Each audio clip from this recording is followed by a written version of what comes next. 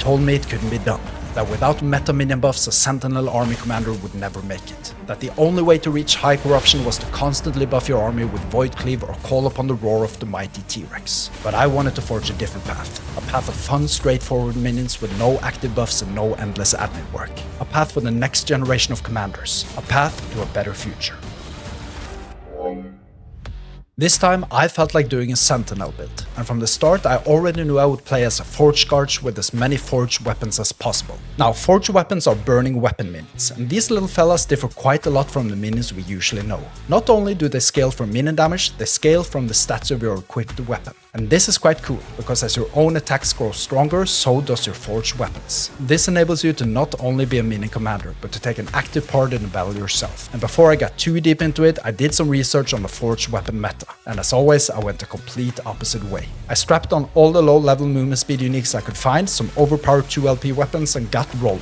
Started out with Warpath, and the idea was to eventually spec into summoning forged weapons while spinning. And boy did this take the word cruising to another level. Spinning around at great speed, taking whatever's in your path is both fun and relaxing. And it was actually so easy that before I knew it, I found myself on the temple rooftops in Act 9, before downing my Jasa without a single concern. And suddenly I was fighting Apophis in Act 10, before ascending the elevator to find Terra's temple. Safe to say, the campaign was over in a flash, and the early endgame was no different. I was spinning like never before, climbing levels faster than a psychopath climbing the corporate ladder. I casually spin through echo by echo with no care in the world. Bosses stood no chance, and enemies fell like servers on the launch of a new season. But deep inside, I knew this build would never make it at high corruption. Something had to change, and it was now or never. I tried every possible combination, every possible skill setup, every possible gear combo, but nothing felt strong. At my lowest point, I even considered speccing into the healing node for Abyssal Echoes. I was out of ideas, out of energy, rock bottom.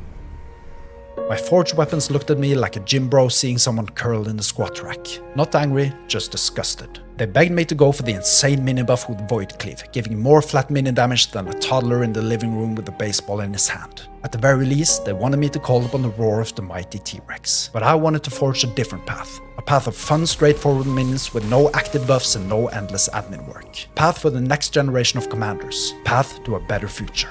Then I remembered something that Farsight Turtle whispered in my ear in the ancient era, about a long-forgotten warrior hiding in the mountains, his fate bound by the wielder of the legendary Primordial axe Whetstone Gavel, the mace with the power of making any sword wielded in my other hand having double effect. Only by wielding this weapon could the warrior be summoned strong enough to fulfill his legend and cleanse the world of the void once and for all. Do you like this video so far? Feel free to click the thumbs up like button and subscribe to stay tuned for the final build guide video. So I got the mace. I forged onto it the speed and crit multiplier the world had never seen. And I went to the mountains to summon the warrior to fulfill his destiny. Our destiny. And there I found him, on the highest peak through the thick blizzard. He saw my power, the Whetstone Gavel, and he rightfully took place by my side. But he was rusty. Hundreds of years in exile does that to people. And we only had 12 forged weapons to rely on that had never seen true war. We needed to prepare for our greatest battle, our final battle.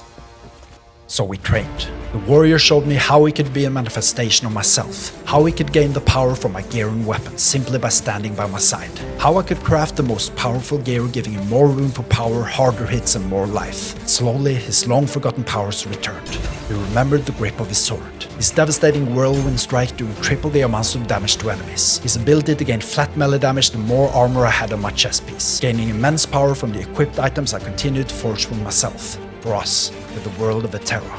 And through our connected power, we called upon the forged weapons yet again, to teach them, to train them, to show them the true meaning of battle. I mastered the arts of vengeance on my enemies, retaliating with devastating attacks, making me more tanky in the process. And the best part, I could just summon my forged weapons and let them do the rest. No active buffs to maintain, no tedious administration, no T-Rex, no meta, just pure raw power manifesting within ourselves. We slashed through any pack coming at us, any nemesis testing our powers, any champion thinking we were an easy match, any boss expecting us to fall by their first strike. But we wouldn't let them. We had the forgotten warrior, the forged weapons, the Whetstone Gavel.